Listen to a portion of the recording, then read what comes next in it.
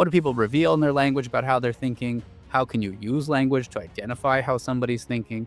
And then are there just some simple kind of approaches that we can take in terms of our mindset and the things that we do that help us to very quickly unpack? Because once you understand somebody, what we call their mental model of a situation, then you know what's holding them back from changing. So welcome back to the Business Behind Your Business podcast. I'm your host, Paul Sweeney. And look, one of the questions we often get asked is, how do I get to know my customers better? How do I get to understand my employees? How can I improve the conversations that I have? And how can I actually know what's going on with the people I'm interacting with without offending them, and so that I can fully understand the position they're coming from? It's a science, it's an art, but it's also something very practical and something we can learn. And what we're going to unpack today is how we can learn the benefits of Neuro-Linguistic Programming, which is a bit of a mouthful, but you'll understand why. You'll be pleased to know as well that I am not going to help us unpack that. I've brought in two experts who are going to clarify what exactly we're talking about with Neuro-Linguistic Programming, how it's going to benefit you as a business owner, how it's going to improve the conversations you have and improve the way that you operate as a business leader and in general. So I'm really pleased today to have Josh Davis and Greg Prosmushkin, who are the authors of The Difference That Makes the Difference. And, very keen to hear what you guys have to say. So welcome to the Business Behind Your Business. Thank you. Well, first of all, Paul, thank you for having us on. It's an honor. You have a great podcast, and we're honored to be your guests. Yeah, well, I'm pleased to have you. And I'm really excited about this because I think one of the things as a business owner, you are not taught these skills. As you go through school and university, these are the skills that we don't get taught, we don't understand, and we often struggle with. And so much of how we do business is about doing business with people. So I guess, look, let's start with the most basic question. What do we mean when we say neuro-linguistic programming? All right. Yeah, I'll take that. So neuro-linguistic programming is a very powerful way to quickly identify what it's going to take to help you or someone else make a change and in a lasting way. And the reason that it works is because it's a set of tools and concepts that are particularly good at unpacking how somebody thinks, what makes them tick, what are their triggers, how do they see reality, essentially. And, I think what really I find motivating is that these are not just things that we've made up. These things, they come from the world of psychotherapy. They've been around for 50 years, time-tested stuff, because psychotherapists, day in and day out, are helping people to make important changes that they didn't think were possible before, to their behaviors, to their attitudes, and so forth.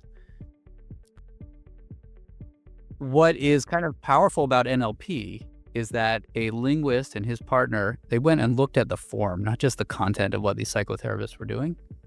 And they kind of unpacked what are the critical things to pay attention to. What do people reveal in their language? And I don't want people to get worried, oh, what am I saying? We'll say more about how that can be a very positive thing. What do people reveal in their language about how they're thinking? How can you use language to identify how somebody's thinking? And then are there just some simple kind of approaches that we can take in terms of our mindset and the things that we do that help us to very quickly unpack?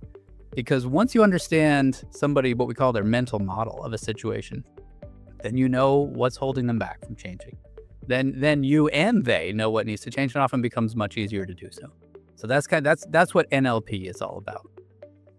So it's not the scary concept. It's not the thing that we should be worried about. It's something that we should be embracing. And look, I really appreciate that clear explanation of what it actually is. It's really demystified to me that what we're talking about here. It's not something spooky. It's not something that we should be afraid of.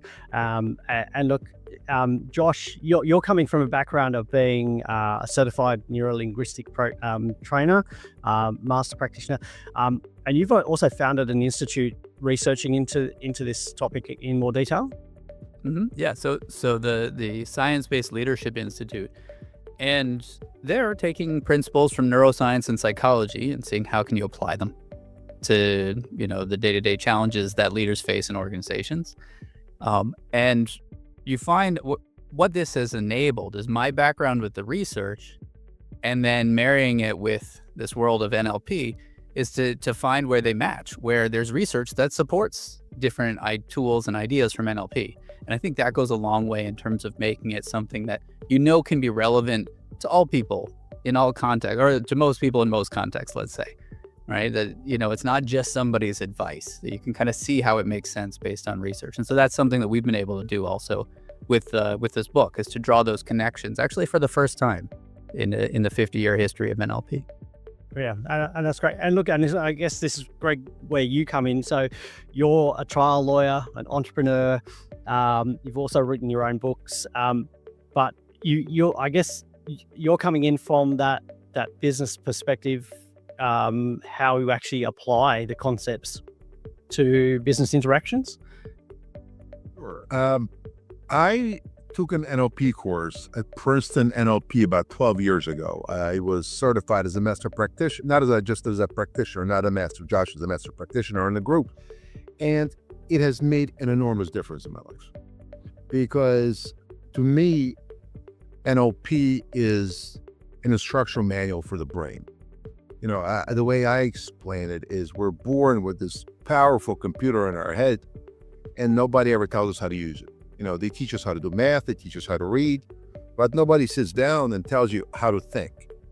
And what NLP does, it's an instruction manual that does, from my perspective, three things. It helps you understand yourself, helps you understand people around you, people you're trying to influence, and it teaches you how to influence yourself and others. And if you got those concepts down, life becomes wonderful, it changes. It did for me. And I use it in business, I use it in law, I use it with my staff, I use it with my family. It's a technology that's not limited. It's really available for everything.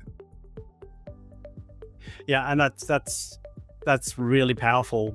We've been talking about how we actually understand our customers better, how we understand our employees, how we manage those business relationships. And I think we're only just beginning to start to see that there is more to how we've been doing it, from the traditional way we learn in textbooks to how we actually engage with people in all areas of our life, particularly in business.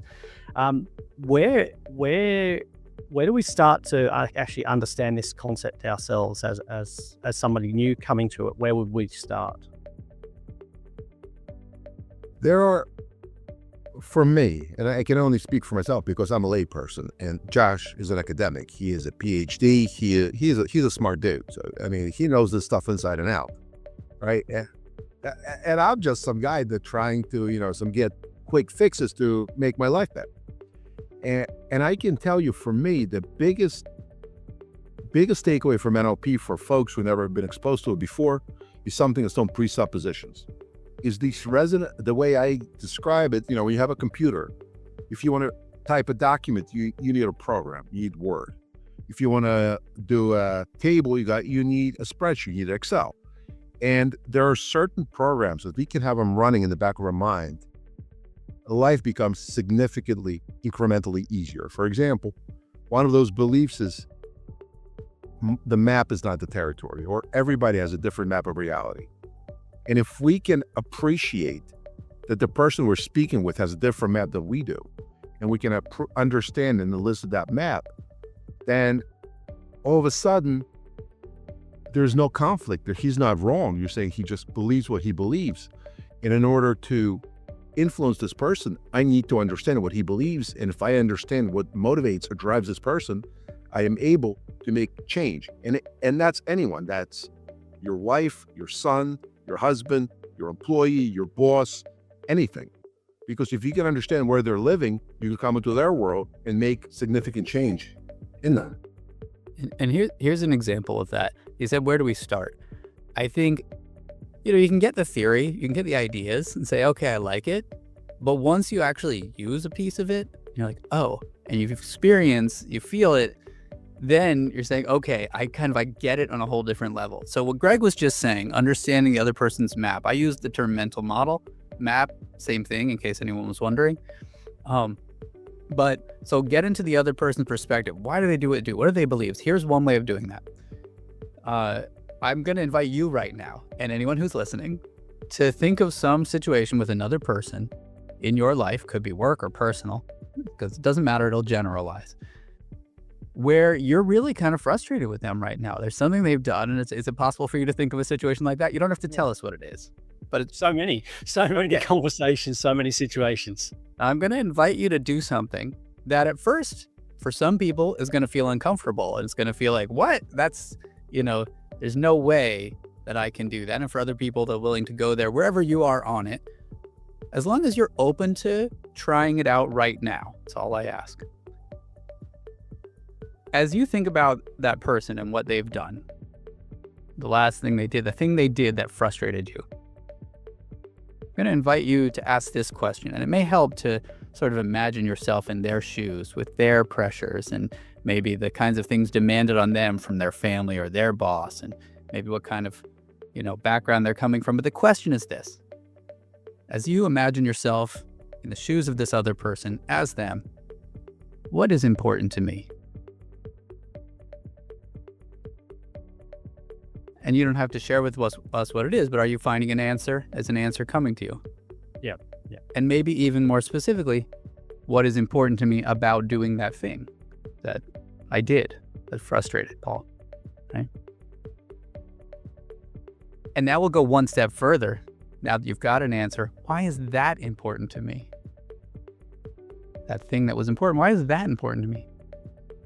And so now we're getting to a place where we're kind of very quickly diving into some important aspects of beliefs and values and even identity sometimes in the other person. And that is tremendously powerful. We're finding their positive intention. So there's a belief in NLP that every behavior has a positive intention. Some people might argue against that, but let's act as if it's the case. And some very interesting things happen, a lot of doors open. How might you approach this person differently now that you know what you know? Right? So that's a, how do you start? Just start. Take one of these ideas, just kind of reflect on a few key questions. One of the things we've done in the book is to, like, in each chapter where we introduce an idea, we have some prompts so you can just kind of think through it the way I just guided you to. But so how do you start? I think you just pick one piece and you start, and then you get a real flavor of what it means to quickly understand someone's mind. Yeah, look, I think as soon as you asked me that question, I thought, well, okay, maybe there's something, but very quickly I started having this flood of different ideas, situations, frustrations coming through, and I actually thought there's quite a few different situations just in one day. If I just think back to yesterday, there were quite a few frustrations from having to deal with clients, children, anything. But that whole mindset difference and thinking differently about where is that other person coming from, what's important to them. Sort of already, I've got this dangerous habit of trying to leap ahead and come up with the solution. Maybe that's wrong as well. Let's come back to that. Yeah, we'll come back to that. We'll park it. So, getting inside somebody's mind. Greg, perhaps you've implemented this in your business as a law firm. How has that really helped you and your employees to actually, I guess, get better outcomes? Is probably one of the things we're looking at. But actually, I think be more motivated and I guess understanding of your clients' needs. Sure. It works. Let's start with the employees. Years ago, I was under the impression that everyone has my mental model. They were motivated by money. So I would have an employee who was unhappy, and I would try to make him happier by throwing money at him. And it didn't work, and I'd be like, what the heck is wrong with these people? I'm giving them everything they need, but they're not cooperating. And then when I realized that different people have different needs, and if we can elicit those needs, we can give them what they actually need. So my staff is listening to this, and at this point, my staff is family. They know that I will find out what's motivating them, and I will give it to them. And once you have a happy staff, it flows to your clients, because clients, they feel the culture of the organization. If it's an angry organization, the clients will feel it. But if it's loving, if it's happy, if the goal is to do whatever we can for the clients, but here comes the thing. You can't do for the clients until you know what they need done. Every client has a different need. So we can use this technology to figure out what the model of the client is and be responsive to their actual needs, not what we expect their needs to be without further proof, if that makes sense to you. Yeah. So, yeah. And I'm sorry to interrupt you, Paul, and it works everywhere. When I am in front of a judge, first few moments, my job is to calibrate what the judge's needs are, what his motto is. Same thing when I deal with insurance adjusters, other lawyers, witnesses. When I'm cross-examining a hostile witness on the stand and they're saying something that doesn't make sense, I step back and say, why are they saying it? Nobody's inherently bad. They have a positive intent for what they're saying. So why are they saying it? Do they not want to go to jail? Do they not want to lose money? And if I can present a solution to them that says, wait a second, what you're afraid of, don't be. That's not on the table, then becomes a different conversation. Yeah. Okay, and by having that different approach there, and that stepping back and understanding, not just your client, but I guess all parties involved in that process. So the judge, the witness, that would change the way that you question the arguments that you're putting forward, the proposals you're suggesting. Well, absolutely, because if you think you're dealing with a villain versus somebody who is very afraid what's going to happen next, your approach is different. If, I had a case where I was cross-examining a drunk driver who injured someone, and I had to pivot midway through because, the hard approach wasn't getting me where I needed to go. And I said, wait a second. And we started delving into this woman's background about where she came from, the difficulties, the adversity she went through. And I made her feel that I understood where she was coming from. All of a sudden, she didn't view me as a nemesis, but as another person who's trying to accomplish a goal. Yeah, I think there's a lot of different situations where we do need to take that step back and try and understand that. And I think, you've got some very useful tips in the book about how we could actually start to do that process, because I think there'd be a bit of, it's not something that is very common to a lot of people. It's something completely new. It's a new approach because, as I mentioned, it's not something we're taught. We've probably got in-ground belief systems and things, I guess, built into us through our family and also through the education system that we've come through. But how do we actually start to change that process? How do we start? What are some practical ways that we can start to implement?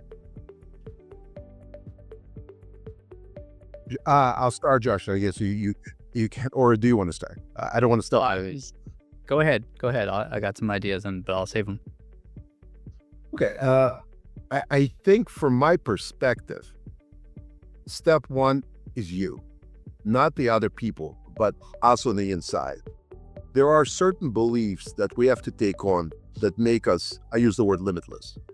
For example, one of the beliefs that I've incorporated from NLP that made all the difference in the world is that whatever I need to take the next step to accomplish my goal is already inside of me. Or the chapter is all I need is within me now. So if anybody in the world has done it, then if I do what they did, and we call that modeling, if I model people who have done it before, and I take every step that they took, then at least theoretically, and I will tell you in my life practically, you get similar results. And again, we're not talking about me playing professional football or basketball at 56 years old, and that's just not going to happen. But reasonably, if I want to write a book, we did that. If I want to be a trial lawyer, I managed to accomplish that and be a pretty successful one. And I didn't do it because I'm talented, because I'm smarter than anybody. I just looked at guys who've done it, did a great job, and I followed their footsteps because their success left clues, and I followed those clues. So I think that's probably the best way to start from my perspective, is with yourself, to understand yourself and be more effective at what you do. And Josh, I'm sorry I stepped on your toes. You were about to start talking. That's great. That's great. I would add that when you're modeling someone, it's not just about what they do. I think that's conceptually a place to start, is to recognize that we often are thinking about what to do. Like, what steps can I take? What are the actions? And the actions are only relevant if it's in the right context. And so somebody else took certain actions, well, they had a different context than you. When we're modeling someone, we're not just looking at what they did. We're looking at how they think of themselves, what they believe, what they think is possible, what they think is not possible, how they talk to themselves, what kinds of emotional states they're capable of accessing and when, how to learn how to do that, how they go about making decisions, how they write. It's like the stuff that makes up the world that they actually inhabit. And so that's kind of like an unspoken, I think, important piece there to be able to succeed at what Greg is talking about. And so, for me, you mentioned now 2 or 3 times this word being curious, right? And stepping back, being curious, or I get ahead of myself, I should be more curious, something along those lines. That's the attitude to start with, right? I don't know everything. Specifically, I don't know everything about what you're thinking. I might be looking at your facial expressions right now and have an idea, reminding myself, I don't exactly know what that means. Does that mean serious? Does that mean you're off somewhere else? Does that mean, right? It could mean quite a lot of things. And so, Greg mentioned this early on. My reality and your reality are not the same. There is no true reality. Like, nobody has like a lock on reality. There's just so much out there in the world that can be interpreted so many different ways, right? Is it hard to make $1 million? Is it easy to make $1 million? Yes. Right? They're different models of the world. And some people truly, completely believe one or the other. Some people are somewhere in between. Some people have a totally different belief. If I want to get somewhere as myself, or if I want to get somewhere with somebody else, my first step is to get curious about how they see reality. What's their world mentally, psychologically? What is their world, right? And if you do that, even if you don't have all the skills and all the tools and all the wonderful things that NLP can offer to do that so, expertly and elegantly, you still have that aim. That's going to be tremendous. Let me remember, I don't know exactly what this person thinks. I don't know what motivates them. I don't know what that means, that what they said. I don't know how to get from here to there when they say, well, I just take this step. Well, I wouldn't know how to do that. Just start being aware and getting curious of the things you don't understand. Presume that their reality is different from yours, because it is. And as you start to unpack what's different, that's how you find where you can really make progress. That's great. Look, I feel like we're only just sort of starting to touch the subject, and it's sort of opening up I guess for me,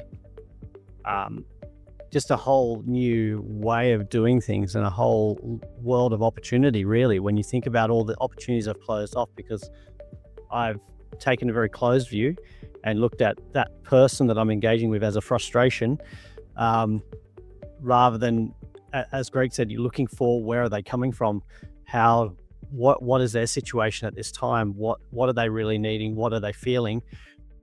I think we've just really touched the surface here, but I guess, the advantage we've got is that you've put a lot of your thoughts, a lot of your practical guides into the book, which is the difference that makes a difference, or makes the difference. Just want to give us a brief overview of some of the content that we would find, or that we should start with when we look at the book. Yeah, well, so big picture, the reason it's called that is because what you're doing when you're curious about somebody's mind here is you're looking for the difference that makes the difference for them. We've all had experiences where we've tried to change something in our life and we haven't been able to. It's just like, year after year, we keep not doing it. But we've also, I would wager, all had experiences where you've changed in an instant. It's like you had a conversation with someone and you just saw things differently, or you came to a certain realization, or you read this amazing story and there was a metaphor that stuck out for you, right? Or you got some news from the doctor about your health, right? And it's just in an instant, and you change, and that's it forever, right? It is possible. What's different, right? And so what we're looking for in NLP is what's the difference that will make the difference for this person in this context. And so within that, then the structure of the book, it's kind of 3 pieces. The first chunk of the book is the right mindset that's going to enable you, whether you've got the specific tools or not, to show up in the right way, that you're searching for the right information and you're resilient and you're ready to keep going. That's a mindset that will make you limitless. That's how we describe it. And that certainly Greg and I have that experience. Many people have. They're called the presuppositions of NLP, things that you should presuppose in all contexts. Then we move into how to understand someone's mind, which could be your own mind. So the tools for recognizing what you don't know and how to probe deeper and quickly. And then the third section is how to change someone's mind. Again, your own or someone else's. We go out of our way to try to present things in a way where we're not talking about manipulating. You can't get someone to change if they don't want to. They are the ones. No one can change someone else. You change yourself. But there are ways that you can guide somebody. You can help support the change that they are actually looking for. And that's the kind of ethical use of this that we're looking for. So that third section is about how to change someone's mind. Some of the things that very quickly can help someone see a different perspective, or, change their experience, or step into someone else's shoes. The things that can quickly make those shifts. And what separates us from other NLP books is, I don't know if you're Paul, if you ever read any previous books about NLP, they are very dense tomes written by psychologists for professionals. And, if I had hair, I would pull it out reading those books. But, Josh and I, my role was to dumb it down. That was my part for the book. And we're proud of this product because it's easily digestible, and we give everyday examples that illustrate exactly what we're talking about. It's not some crazy examples. It's actual real life stuff that happened to me, that happened to Josh. We're talking about real stuff and how we navigated real life hazards. And I truly believe anybody who reads this book will get value, whether they're a psychiatrist or a lay person who cuts grass. It's got value for everybody.